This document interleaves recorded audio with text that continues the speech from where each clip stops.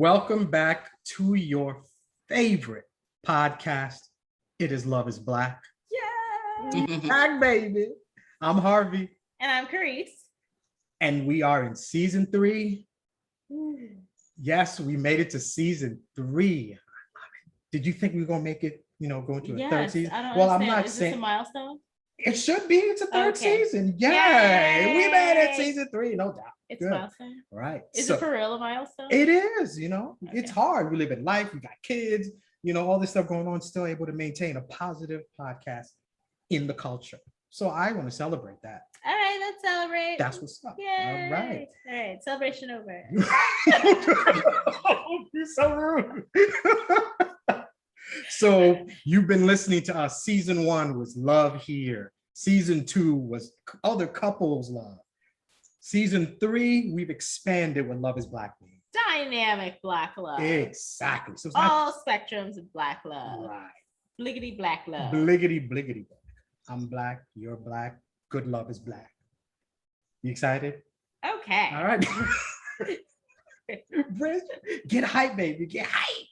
You're a little too hype. I need you to temper it just a bit. Temper. Okay. Yes. I'm calm. There's so much more season to go. True. You know? Okay. You gotta temper it. All right, I'll say it. All right. Well, I'm excited because we have very special guests with us that we are so excited to have. I guess in a way you could kind of say they're like different sides of the same coin. So smooth. So smooth. And the audience won't get that until we get there. But we've got authors, beautiful Black women, radiant, talented, super siblings, Lyris and Chyrel with us today. What's up? What's up? How y'all doing? All right, how are you? Well, we good. I'm excited, but I toned it down a bit and then went and took it from me. So you saw it. But we are mutually excited and we're glad that you took some time to talk with us. So thank you very much. Thank you. Thank you for having us. Oh, no problem. I'm super excited to talk to you guys because I have 2 brothers. I have no sister, and I've always thought that having a sister would be great. And then people would tell me oh no, you guys would probably fight, you probably wouldn't get along well or whatever. I'm like, no, me and my sister would be best friends. So, so I'm happy to see and to talk to you guys about a really good sisterly bond. Not all siblings have to have butting heads all the time. Right. We have some of that too, but my bond with Lyris, it is really inseparable, and so I'm thankful for that. But we have an older sister that's 9 years between our ages, and our parents kind of did the Irish twins thing. Yeah. Well, they had one set of kids, and then they waited almost 10 years and had another set of kids. So we're like the latter of that second set. And that's how we ended up being so close, because we're 1 year and 5 months apart in age. Wow. Okay. That's so interesting to have such a large gap before you start again. That just makes me feel so sad. Mm-hmm. Kind of alone, right? Because you grow up and then there's nobody, and then all of a sudden, boom, you just drop something new in there. Makes it interesting growing up, I would imagine. Yeah. But tell us, give us an idea about growing up as sisters. How was that? I mean, young ladies growing up in this world, and because you guys write together, you do a lot together. So give us an idea of, your background, how that came about. Well, I had to really kind of be the older sister. Because we had an older sister that was, quite frankly, missing in action for a lot of our growing years. We had an awesome older brother who was the epitome of being your big brother. He was awesome. He wanted us around, and we were really horrible little pesty, bratty little sisters. Yeah. Especially me. especially Lyris. But he just championed. He was a brother daddy, if that makes any sense, because he was our older brother. He was a teenager, and we were like these little pesky, bratty little girls. And he really protected us. You know, he was the dad because my dad had to work. So, you know, I pretty much was Laris's protector. And I loved protecting her because she was so cute. She's adorable now, but as a little girl, she was just that cute little girl.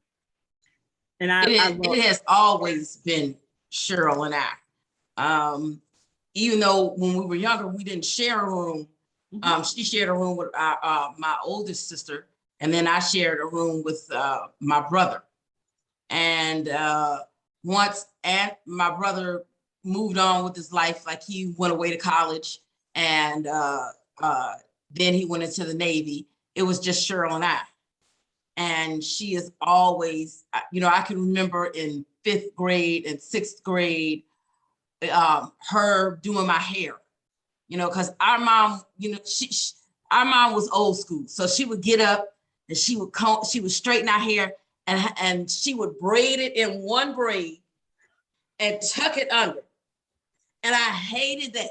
And so Chyrel knew I hated that. So she would do my hair. She'd put the ribbons and the bows and, the multiple ponytails in my hair and send me on to school. And so she's always been more than just a sister. So I was really grateful to have Chyrel. Chyrel was everything, like I was told you before. Chyrel is everything I wanted to be. And even though we had this, the sibling kind of rivalry where she could do things better than me, I just thought she was awesome. And if I can, I want to tell this really quick story. Yeah. Okay, when we were in high school, I would try out for sports, even though I couldn't play none of them. I wasn't good at it at all. But I would go out for the sports because Chyrel could play everything. She was on the softball team. She was on the track team. She was on the tennis team. And of course, she played basketball. And she just, for every season, Chyrel had a sport. And I would just try to get, do it because she was doing it.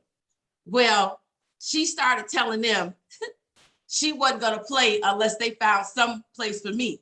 Oh. So, and that's just how good she was. So okay. I would be like the scorekeeper or the stats recorder or something like that. and every time she won a letter, instead of putting it on her jacket, she would give it to me. Oh my goodness. Oh, I love you two already.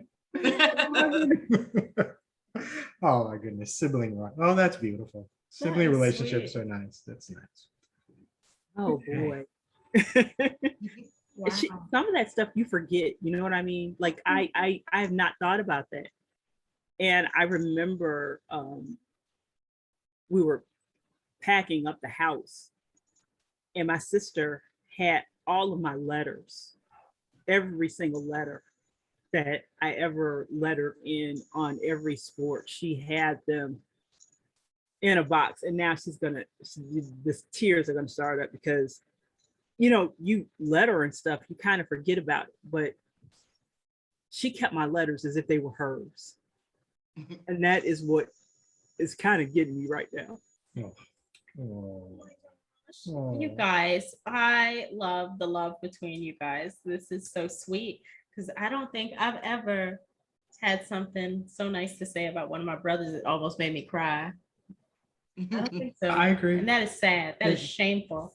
I need to get my act together. Or do they need to get their acts together? Somebody needs to get their act together. It's probably not me. You're right. Yeah, it sounds like they need to do something memorable for you because, there's nothing. Yes. Oh my goodness. This is good. This is good. Yes. This is very. And now I have a kind of a funny story to kind of set this mood a little bit different place. My sister was so obnoxious when we were in high school and when we were in the 8th grade and when we were in the 7th grade and when she was in the 6th grade. But when we were in middle school, she had an uncontrollable mouth. And she would get in fights with like the biggest girl in the entire school. And Lyris couldn't control her mouth. And she was all mouth. And I think some of that was because we had, like I told you guys, we shared with you guys, we had a brother who was going in college. And so he was like our champion. You know, we'd run home in tears and he would defend us. Mm-hmm. So my high school years, my sister would be getting fights all the time. And I would have all of these kids, because I was like the popular girl. And I'd have all of these kids coming, meeting me at my locker. You gotta help Lyris, because you know they're planning to jump on her after school. And I'd be like, nobody's jumping on my sister after school. Mm-hmm. And so, you know, I would get the call to, you know, you better be downstairs in the orange set of lockers because it's going down. And I, you know, and poor Lyris generally deserved it. Well, see, I was getting bullied, though. I was getting bullied, and I would speak up for myself. Right. Knowing that I could, you know, I always had a mouth, but I couldn't fight. I had nothing to back it up. And see, my sister is the total opposite, which is why we say different sides of the same coin, because she will not say a word, but she will whip your behind. And so I would normally, you know, somebody would call me a horrible name. I would speak up, and they knew I couldn't fight. So they would be like, you know, after school. And so my sister would always come in and save the day. She would always save the day. And she had been doing that since, you know, I don't know, what, kindergarten? Pretty much. Wow. Pretty much. But my sister, she was chubby, you know, and so she was bullied a lot. Mm-hmm. And all of the kids, regardless of weight, regardless of race, regardless of whatever, I was cool with everybody.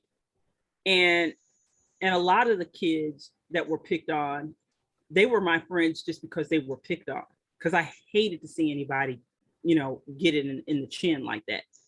So of course, my precious pumpkin, my little sister, even though she did have a mouth, I mean, to be bullied, because I was bullied too, but I was bullied for different reasons. I was body shamed because I was really skinny.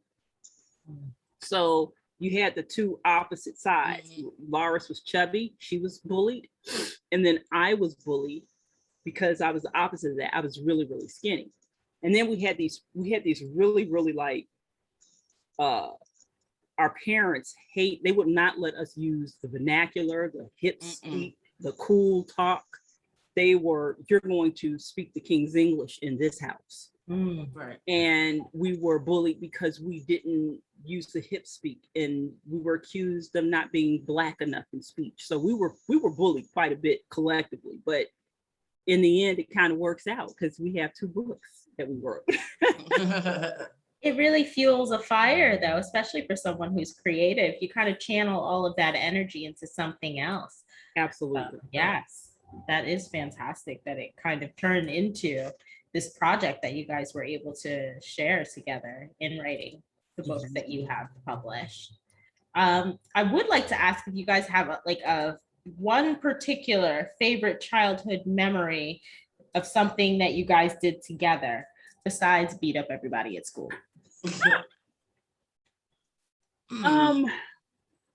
Lyris?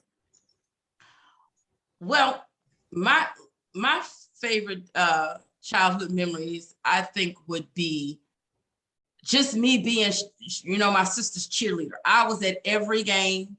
I was at when she did when she modeled in the talent show at school, I was there. I you know, I had the biggest mouth, me and my dad, because my brother was not interested in sports. So Chyrel was like, you know, my dad's, you know, he could bond with Chyrel over sports. So he was at every game, and it would just be he and I, you know, hollering and yelling and acting crazy. And because, you know, Chyrel negotiated me a seat, I would be at the away games. I'd be at the away games on the bus because I kept the stats and stuff like that. So, and I just remember that. I just remember Chyrel always being my hero. I never needed to watch, Wonder Woman or Superman or anything like that because she was all that for me. My favorite memory would be probably like our family together at dinner time. That's a memory that I will always treasure because that's like so in the, Bill Cosby days. It's not even, it's even predated before then. But we all used to have dinner at 6:00 at the family dinner table.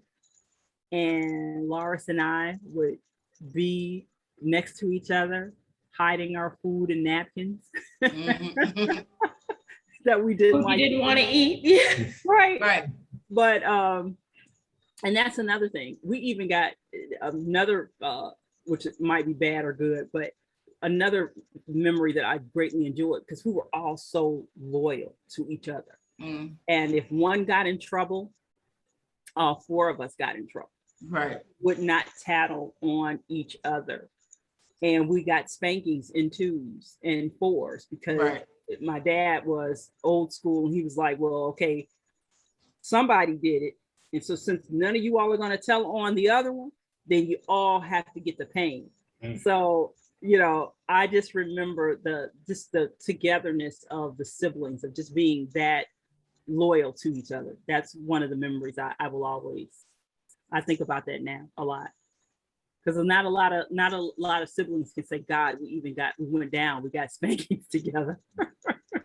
Somebody's gonna tell, but not in our foursome. We didn't tell on each other. That's nice. I like that bond between all of you. Yeah. Would you say that as sisters, I know you guys have your closeness in age, but even the fact that there is a third sister, do you feel like the sisterly bond is different amongst you girls than it is with your brother? Well, no, because like I said, we there is so much admiration there. So if you want to say there's a trio, it would be me and Lyris and then our older brother. Who's almost 10 years older, because we went to him for everything. We went to him on dating advice. We went to him on, you name it, we went to him. I would go to him with girl issue stuff. I would go to my brother. I didn't go to my dad. I didn't go because I just didn't go to him. I didn't go to my mom didn't feel comfortable, especially talking about stuff like sex and stuff. So if we ever had a question, we would go to our brother and he would tell us. He didn't sugarcoat it. He would just tell us. And I think that's that kind of seeped over into the way I raised my son, because I always felt like if Jonah was old enough to ask me, he's old enough to hear the answer. And I'll never forget, he was 2 years old and I was on the CTA bus and I was sitting in front and he looked at me and he said, Mama, tell me, what happens when a woman's water break? Yay.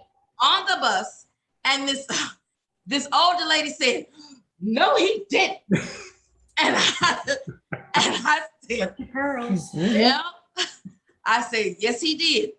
And she said, you're not gonna tell him, are you? I said, he asked.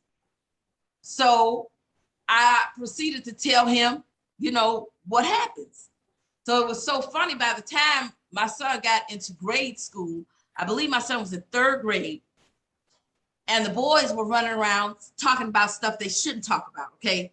Ooh. And, about girls. And so they had it all wrong.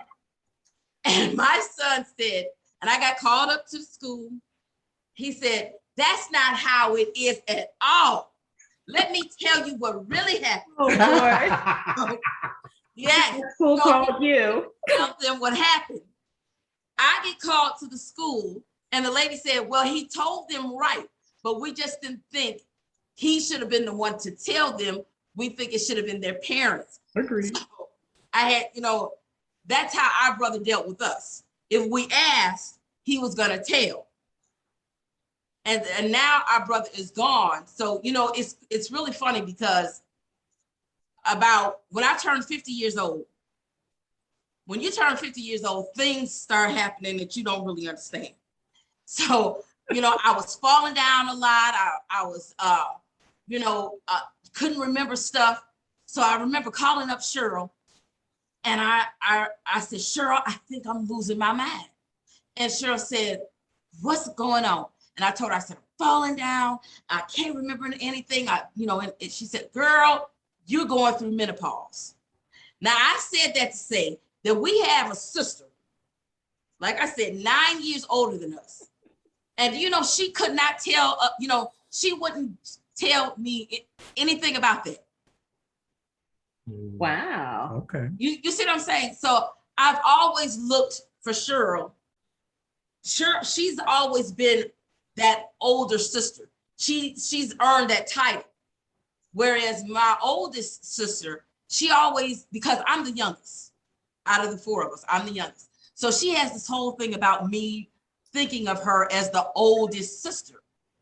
But I don't think of her that way. I think of her as my sister, but not my oldest sister. Chyrel is my oldest sister.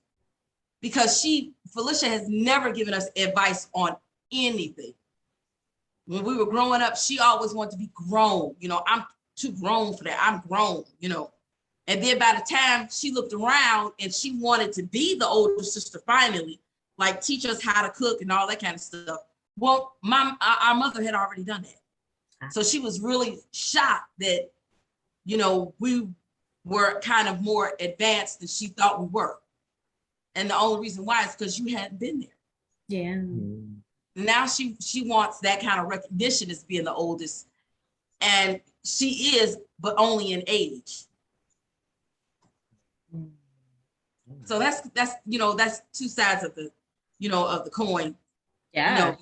Because we don't have that, unfortunately, we never had that relationship with our oldest sister, but I have that with Chyrel. And to be honest, to tell you the truth, I don't miss it. Well, it's only increased the bond between you two. And so I think that's okay. And all things happen as they should. Yeah. Yeah.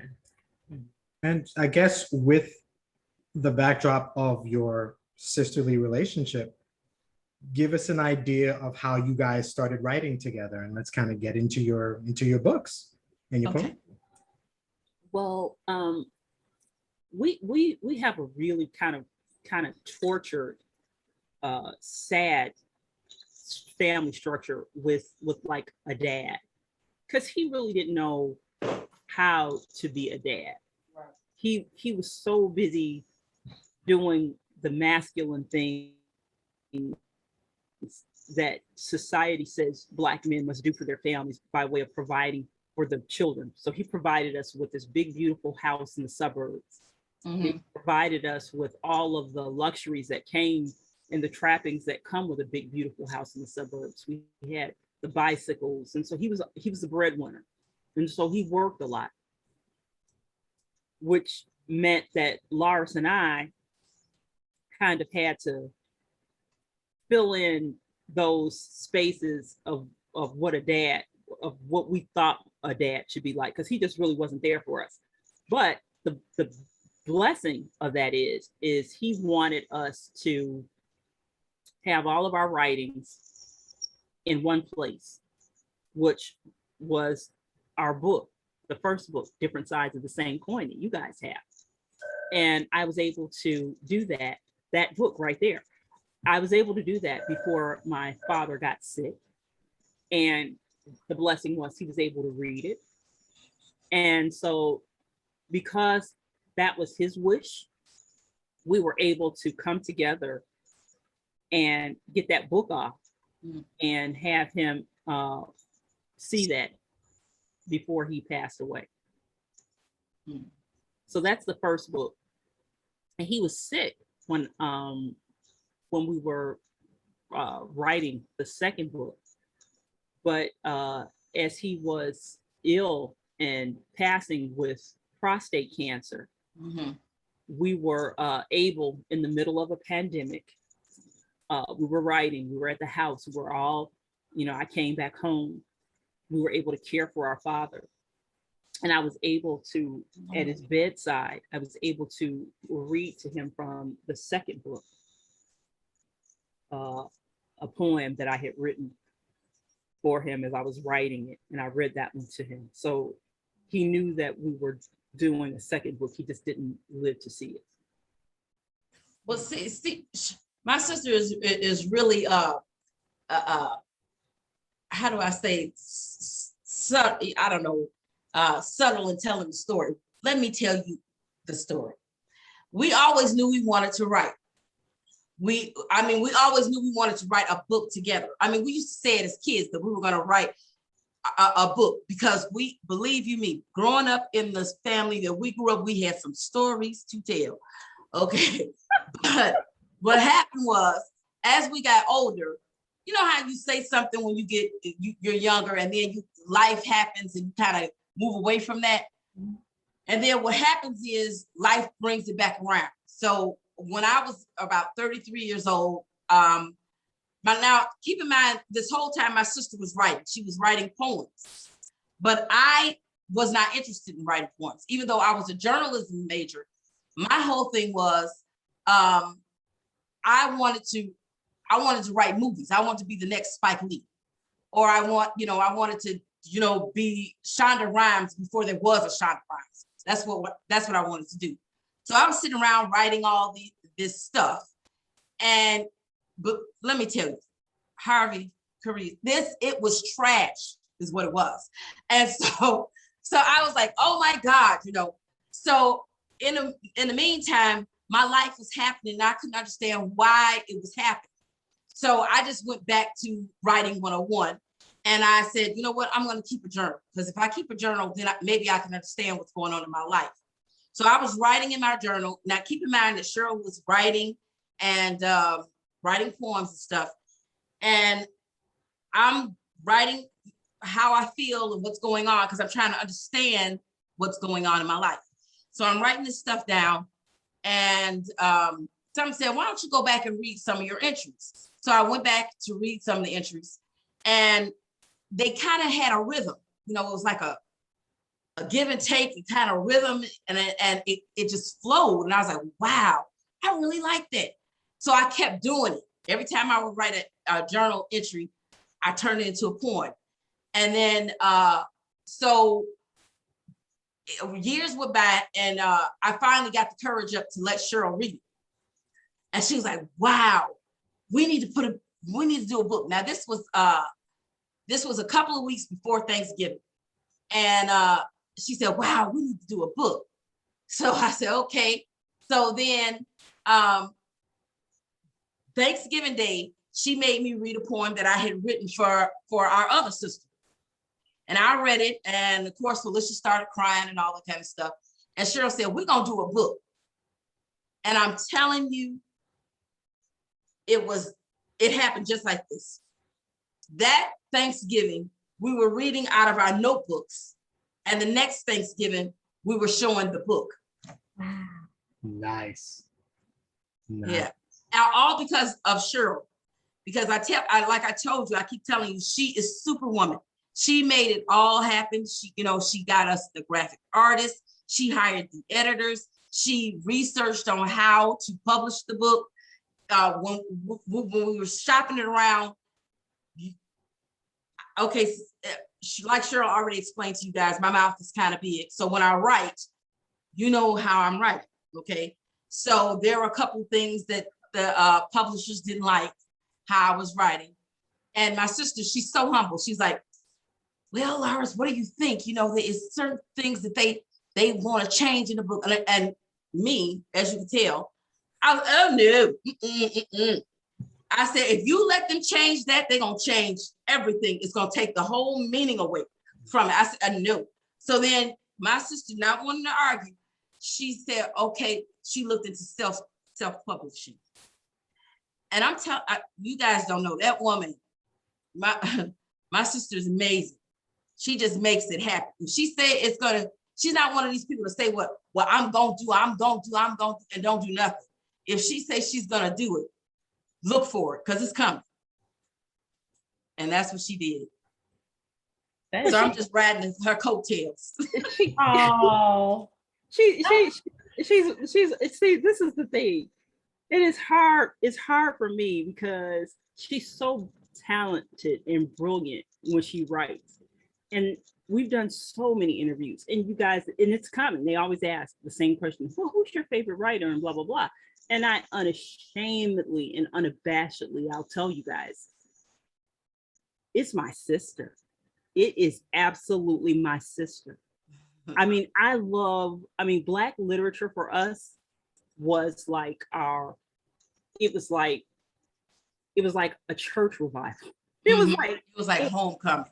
It was like coming home. It was like this big awakening for us, because being Black girls in the suburbs, we didn't get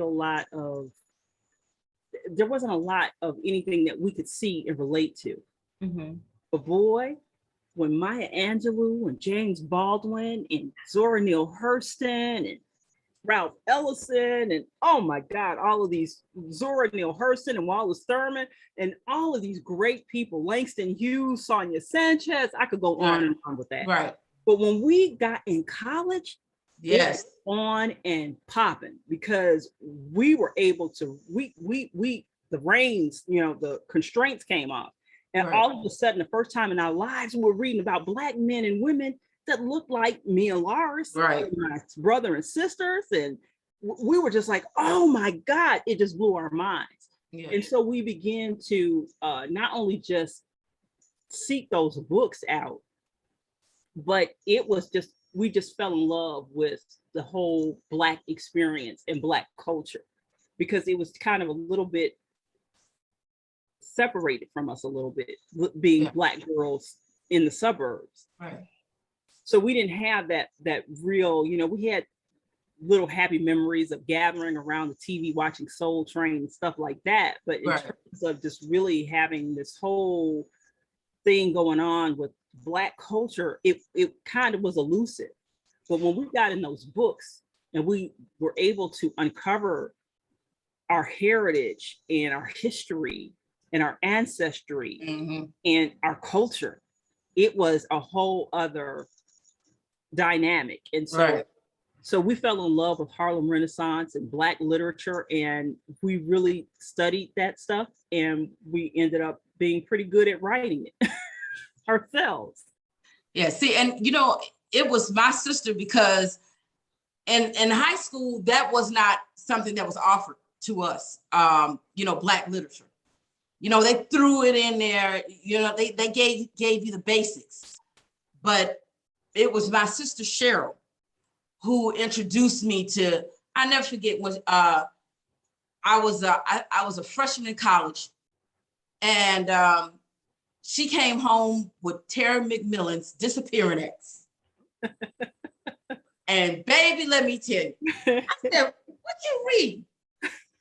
She said, I'm reading Terry McMillan. I said, who? She said, Terry McMillan, Disappearing Acts. And she said, girl, you got to read this book. And Chyrel knew I didn't like reading. Now that I know that's funny to you guys, because I hated reading, because again, growing up, Chyrel and I did everything together. And it never occurred to us to Chyrel read the book first, then she get a book to me. No, what we used to do is we used to read the book together, page by page. Yes, growing up. I don't know why we did. That's just what we did. And okay, that's one way to do it. And Chyrel, the thing is, when they taught us how to read in the suburbs, they didn't only teach you how to read, they taught you how to speed read. But I wasn't good at that. I wasn't good at that, but she was. And so she would finish the page 10 minutes before I would. And it just would bother me so bad. So that's why I hate it. I was like, she gonna finish the book, and she gonna finish the page, and I'm gonna still be reading. And she gonna be like, are you done yet? Lyris, you done? You done? I'm like, oh. So I hated reading. But when we got in college, I wanted to be a journalist. So I was like, now how you gonna be a journalist and you hate reading? Right. So I said, okay, I tell you what I did, once she introduced me to Terry McMillan, I said, you know what? I'm going to take some Black literature courses. But when I got to college, let me tell you, it was more than one Black literature. It was Black men, Black women. It was Black theater. It was, I mean, just, and I'm like, oh my God. So what did I do? I took them all at the same time, Same time. same semester, because I knew that would force me to read. So I took all those things, and plus I'm reading every time she get a book. She's like, "Oh, Lyris, you got to read this book." Lyris, so I'm taking all these literature courses, and plus I got my sister like, Lyris. Now, and keep in mind that when we grew up, we used to go to bed. Our our bedtime story was Edgar Allan Poe. Yes. Yes, because our brother, yes, he was really into that stuff, really into Shakespeare, really into Edgar Allan Poe and all this stuff. So when we tell him to read us a story, he would pull out Shakespeare or Edgar Allan Poe. And Or John Steinbeck. right. I just, I didn't have an appreciation for that because I'm like, where are the Black people at? Yeah. But when I got in college, and after Chyrel introduced me to these people, and then I read James Baldwin, I read Wallace Thurman, The Black and the Berry, oh my Lord. And then I got introduced to Nikki Giovanni, Lord have mercy. And I'm telling you, I just lost my ever-loving mind. And I said, I knew I had to be a part of it. And it's all because my oldest sister said, here, read this. So, it really, it just hurts my heart so bad when you run into other Black people and they say, oh, I don't read. I don't like to read. And they say it like it's a, a declaration. I don't read, I'm like, what? It's just, but so I thank my sister and I thank my professors for giving me back the, my love for reading, or giving me the love to read. Because once I discovered Nikki Giovanni and I discovered James Baldwin and Sonia Sanchez, I could learn to appreciate Nathaniel Hawthorne again, and Edgar Allan Poe, and even Shakespeare. And it's so funny because my son loves Shakespeare. He can understand it. Whereas I'm like, oh, I don't know, I can't get past those tis, these, and thous. I don't know what this man is saying. but my son can break that down. Like my sister, she can break it down. So, you guys don't know. When I tell you I love this woman, you have no idea. She has introduced me to so many things. And if it weren't for her, even my love for classic movies, came from my sister. She has been always the biggest influence in my life. Okay. I love it. Wow. I love it. It's beautiful. It's beautiful. I don't know if interesting is the right word.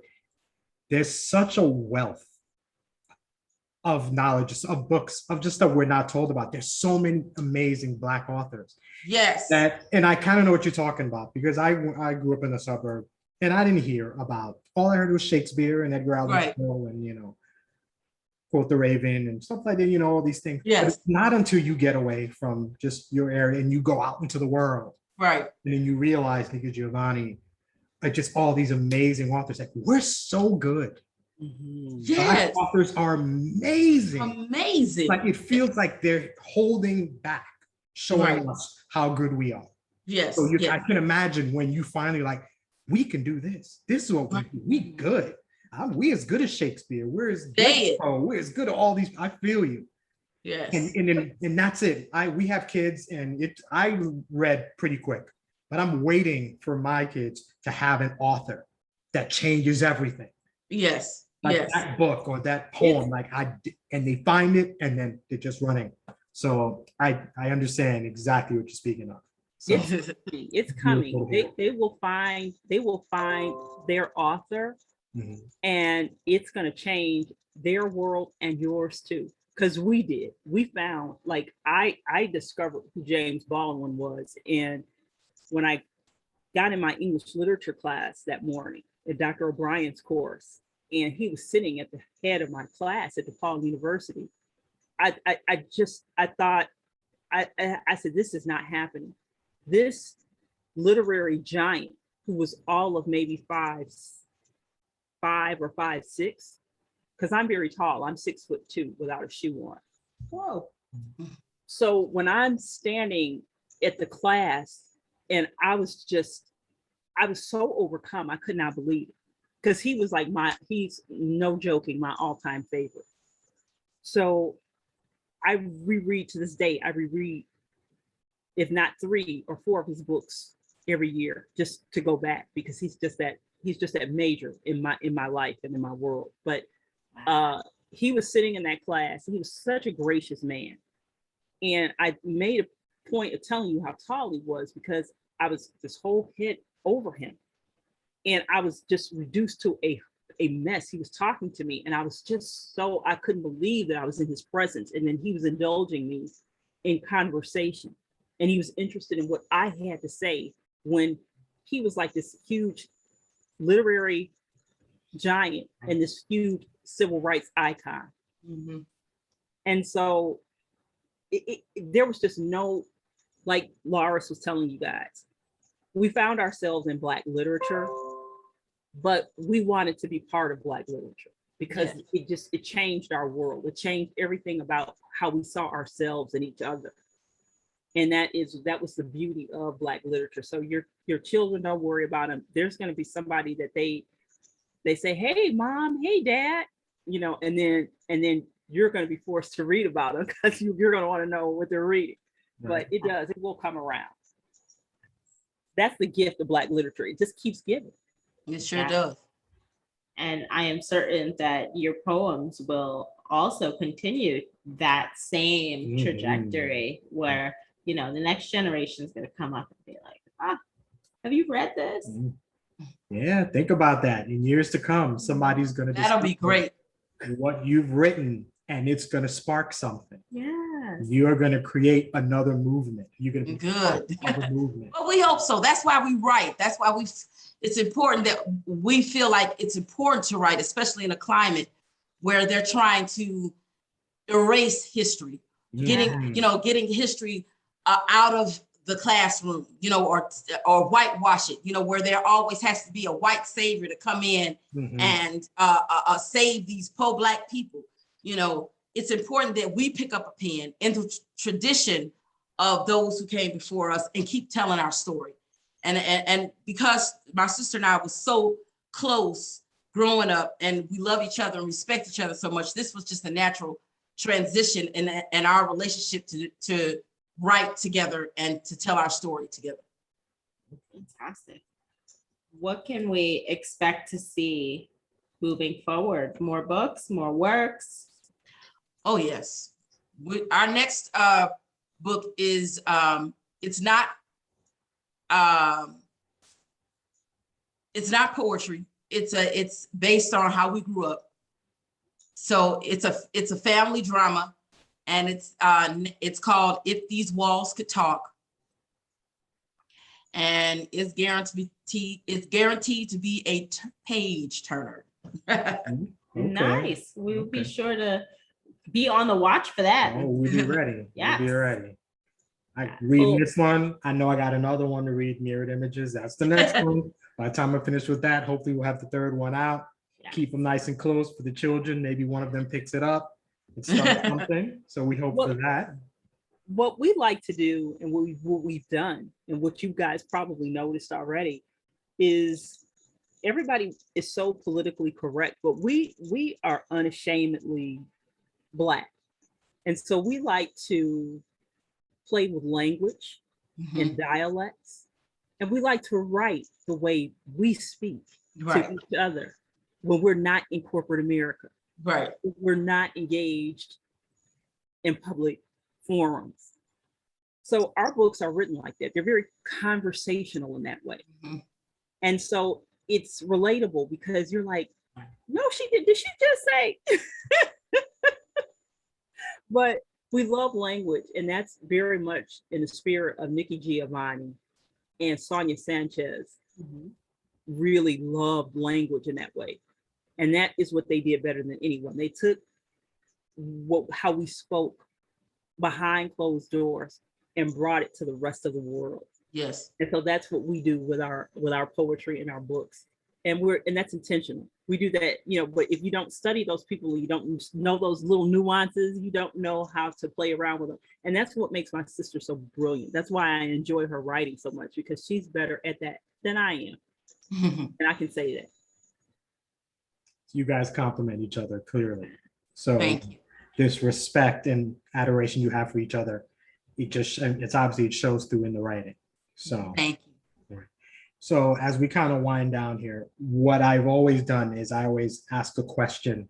We spoke with couples primarily last season, but obviously new, like we said, dynamic, new thing about Love is Black. Woo! But That was the excitement. that was excitement. There It was. So this is a question for each of you ladies. If there is one thing, one characteristic about you that got better, that you discovered because of your sister, what is it? You guys can take a moment and consider, what has your sister done, or what has she brought out of you to make you a better person? My sister, this is so easy, because I've always been the protector and the one with the fist raised, and but I am a little bit more reserved and timid when it comes to writing. But she makes me bold, and she makes me feel like, say it. This is your time to speak. This is your time to write and say and use your voice in an influential way. And you don't need to kowtow. You don't need to be timid about speaking it. You need to say it out loud and write it and be proud, be Black and proud and write it. So she makes me bold. She makes me a better writer, because she makes me not be as timid. Okay, for me, it's a poem that I wrote in our new book, and it's called "It's Going to Be Okay." And that's dedicated to my sister Chyrel, because she is always my voice of okay.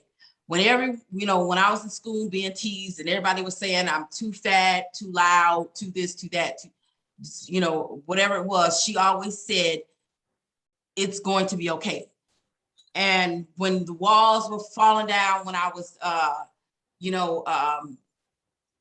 struggling with my son and didn't know how I was going to get money for this, didn't know how I was going to get money for that, she always said, it's going to be okay. And when she say it, I believe it. And it always is. It always is. And sometimes, I just find myself calling her just to hear her say, it's going to be okay. Because I know it's going to be okay. So that, that's what she's been that for me my whole life. She's been the voice of, it's going to be okay. I love it. Now I wish I had a I sister. know. I guess to kind of finish this off, so I've got different sides of the coin here, mirror images that. If each of you, if you wouldn't mind, give us like a quick shot. What can somebody expect when they read each of these books? And by the way, we're going to have links to everything you guys have in the episode notes. And I asked you for stuff and you sent me a lot. I'm posting it all. People are going to be able to find you and find your works. But for people who don't know, give us a shot for each book. Tell us what to expect. Okay, different sides of the same coin. Book 1, expect a celebration of history, ancestry, culture, heritage. Celebrate sisterhood. That's a celebration of sisterhood, brotherhood, everything culturally Black. That's a celebration of that in book 1. Mirrored images, which is book 2. It's everything that this first book was. It's just on steroids to the 10th power. So we have that same that culture connection, but this is even more so because we deal with the backdrop of blues music, right? And we deal with the backdrop. We had the slave spirituals in the first one, but we get away from the Negro spirituals and we go right back to the raunchy blues music. So good. And we deal with we deal with every emotion in the human experience in book 2. So the backdrop is blues, but we're writing in a pandemic, watching George Floyd have the life drained out of him, and Ahmaud Arbery killed.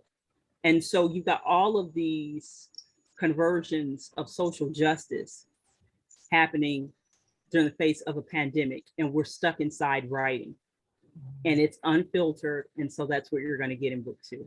Right. And we're also dealing with our, the unsaid feelings and emotions of our fathers, and how we feel about him. So you learn a lot about hopefully our relationship with our dad, and hopefully you'll find out more about us. Love that. That's good enough to get me excited. Oh, yeah. Yes. Yeah. All righty. Well, I've enjoyed every bit of this. I think this was a fantastic, conversation. I really enjoy the love that kind of exudes between the two of you. You're not even in the same place right now, but You might as well be. Like, you guys, you just attach at the hip, it's. Oh my gosh. It's powerful. I love it. I love it. I love it. And I hope that it inspires others. And as we go forward and we raise our 3 girls and 1 boy, we kind of have a similar family structure. Yeah. Hopefully they maintain those very close bonds too. They find it right now, well, they're fighting each other, but these guys, they going at it. But we fought. We fought, believe me. Oh, I believe You're it. gonna have that. And I feel because they're so emotional, they fight so much now, they're gonna be that much closer when they get older. Yes. Yeah, because they're gonna have so much that they can relate to. And they look like I'm crazy when I tell them that. I'm like, you guys are gonna be best friends when you get older. And they're like, no. But they know exactly what they're going to, something happens, some boy does something, they're gonna call, you won't believe what he did. Oh my goodness. Right. Yes. I want to thank you both for joining us, for sharing with us, for sharing with our audience. I really do believe that you will empower and enlighten others. And I enjoy your works, and I hope that many others do go out and purchase that. That way they can get those same good vibes. It's just thank you. Black literature. We don't have enough of it. Oh, and we'll never have enough. No. There's always so much more. And our kids need to see that. They need to recognize that we've done amazing things that they may never see. We got to make sure we get it out to them. And you two are a part of that. Yeah. Oh, thank you so much. So, thank you. Thank you, Harvey, and thank you, Bree, so much. Thank you for having us. We are honored. Oh, we are honored. Definitely honored. Oh, yeah. Well, Harvey, I would say that for sure we have determined today that love is impenetrable. Impenetrable. I like that word. Yes, I love it. Love is many things. But this good love is Black.